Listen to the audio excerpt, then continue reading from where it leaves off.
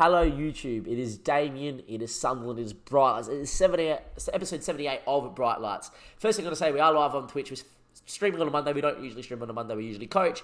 This is just after the Super Cup. If you haven't watched the Super Cup, go back and watch it, because I reckon that Super Cup result was the reason we're on this screen here, and why we are seeded first seed for the Champions League. Unbelievable, we were seeded third for the Europa League, but we are first seed for the Champions League in the first time of asking, and there we are.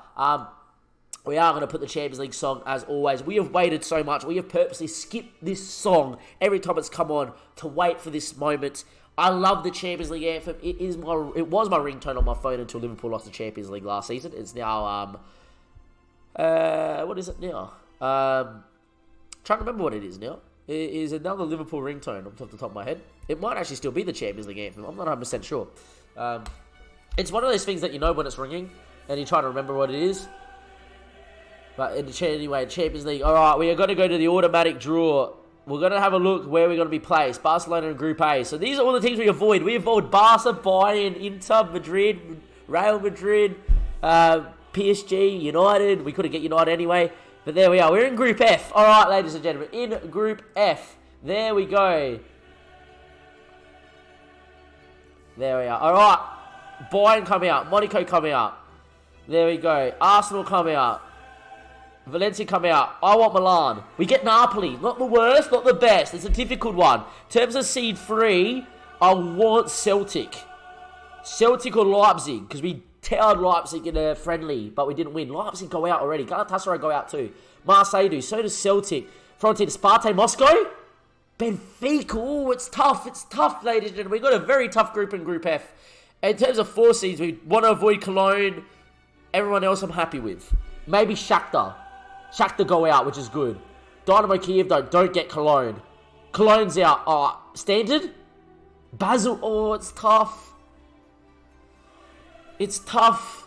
It's very, very, very tough. And we go all the way down to Group F. We have got Napoli. We have got Benfica. And we have got Basel. So we quickly look at the Napoli side. We took a look at Gublez just before on the stream in the last game. But, they've got Diawara, the centre midfielder. He's a world class. If you go to their actual squad, their senior squad, they've got Merritt, who is a sensational goalkeeper. Aja, who is a sensational centre-back. Kimpembe's there on big money. You've got William there, Gublez. They've got Luka Jovic. Napoli are going to be quite difficult. If you go to back down, you go to Benfica. Benfica, at home we should beat, but away from home, I don't know. We've played Benfica in the past, and I've beaten Benfica. But something tells me I actually beat them in the Europa League last season on the way to the final. But definitely a difficult game nonetheless. Their best player is their goalkeeper. I'm going to take a look at Luis Neves. He looks okay, not great. We'll take a scout. Walter is their key player. A player we nearly signed, actually, back in the day was Walter. But there we go. And then lucky to last, we do have Basel. Now, Basel are a squad that we should be beating, but they're no pushovers. And Basel in,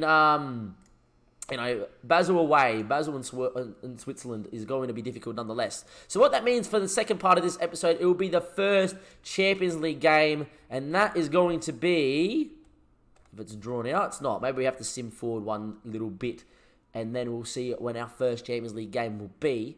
But it will be, the first group game will be the next part of this episode. Sunderland had a tough group. Very tough group, if I don't say so myself. If hopefully it will now come up when we do have the Champions League. There we are. So it will be Napoli at home. The biggest game of the lot. Our home game against Napoli. We win that one there. And I know it's going to be first game of the group, but win it, we're probably going to get out the group. Lose it, we're in a dogfight. So there we go. We'll see you, YouTube, for that one there in just a second. Don't go anywhere. If everybody on the Twitch stream, we're obviously going to stream to that game, and we'll be on that. We got Liverpool coming up in a second, and we got Fulham as well. So we'll be back for that one there, YouTube. Don't go anywhere, and I'll see you in just a second.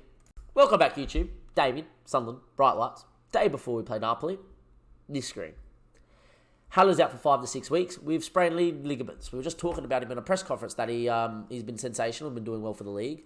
The second big part is that Daniel's out for the next 7 days and 2 weeks with also some sprained ligaments of some sort. Pulled calf, there you go. So we have injuries. There's also now an injury to Matthew King as well on this screen. So we are going to be undermanned for this Napoli game, and it is a very important Napoli game because it will determine if we're going to probably get out the group or not while we're beating Napoli at home. Because Napoli in Italy, I would imagine, is going to be very difficult to get anything out of. But yeah, league form also tumbled down in the last couple of games. We lost to Liverpool at home, which everybody expects by now. And then we drew 1-1 to Fulham in a game we couldn't create a chance to save our lives in. We did play slightly rotated. Joe Smith got his first game for us. His goal wasn't his fault. And there we are. We'll be right back with the actual kickoff of the Napoli game. But I thought that Haller being injured and Daniel being injured was worthy of a little snippet. So we'll see you in just a second for the Napoli clash. Welcome back, YouTube. Sunderland, Bright Lights, Napoli. There we go. I reckon we're going to win, goes Freddie alone. And Yun J reckons we are going to win this one 2-1. With the injuries, we've had to bring Tim in. Tim has been absolutely shocking so far since he's coming off the bench twice. But hopefully he'll be okay today. We have then gone and moved Matthew King off the bench. We brought Marquez and Thomas Nagai to the bench. And we'll see how we go with the injuries to 3 of our key players. If someone, well, 2 of our key players and a very good bench player. The 2 most important players for us is probably Haller, Daniel, and Nicholas Adrian. Then it's those 2 and then Nakamura. But we'll see how we go. Diogo is going to start. It's going to be unpopular, but Smithies is not only going to play a very, very select handful of games. I'm going to be playing Joe and Diogo. Smithies just physically is done, but you will see Smoothies play, and I will tell you right now, if we made the Champions League final this year, somehow Smoothies would play the final. But there we go. We'll get into this one here. We are going to cement the team, and we're off against Napoli at the Stadium of Light. Look, I am not confident for this one at all. Kim Jan playing, it's not the worst thing, but it's not the best. But to have no Haller, it is going to hurt. But they have got Jukovic, William there, who we went through. Coelho is a very good Brazilian. He is not an international just yet. He should be Diawara, Zielinski. Kimbepe's captain, Merritt in goals. We are in some trouble here. I want you to go out there and show us why we're favourites. I don't think we should be favourites for this game, but the bookies have made us favourites. Look, we beat Milan. We beat Milan. We beat Milan. We beat Milan. We beat Inter Milan. We beat an AC Milan before in terms of Italian quartet. But we have never, ever in over one leg beaten an Italian side, or 2 legs. We've drawn to Milan, we beat Inter on penalties, and Lazio spanked us. So it does make me a little bit, it makes me worry. It's more the fact that in the Champions League, this is the best side that we're going to play, right?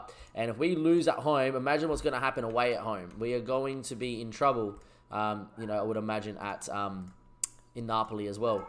In Naples, so it'll be interesting to see what happens. But we are going to just set this up so we don't show everyone that we do it all the time. And we got to get into this one here. We have got a vote of confidence from the chat, which is good. But I just feel like with no Haller and no Daniel, we are in some trouble. It does mean if we lose this game, we have to beat Basel home and away. And in Switzerland, anything can happen. And we have to beat Benfica at least at home and not lose away, or else we're going to be out of the group. As Tim gets forward and whips it into nobody, and there we are. Hopefully this is Tim's day, and hopefully Tim can go get a few run of games, get used to the system, and really start performing. As Adrian from a free kick hits it. Oh my days, Nicholas Adrian. He hasn't scored in the league, but he scored 3 goals in the Super Cup, and there's his first goal for us in the Champions League. He has put up bottom bins, and for the first goal in the save, it is Nicholas Adrian from a free kick from about 20-odd metres out. He's bent it over the wall, down into the bottom bins. Merritt get fingertips to it and couldn't keep it out. And we are 1-0 up after 10, in what is going to be a crunch game. I don't mind Kim Jan playing because he's now considered a leading centre-back, according to most of my coaches. I just don't see the performances. As Will Gubeles is there. What a save from Diogo, but it falls back to William Gubeles. And they do score, and it is 1-1 just like that. From a set piece as well, which does annoy me. There we are. Should be defending this a lot better. It's a great run back stick. No one picks up the run, and Diogo with a good save, and they put it in. And there we are.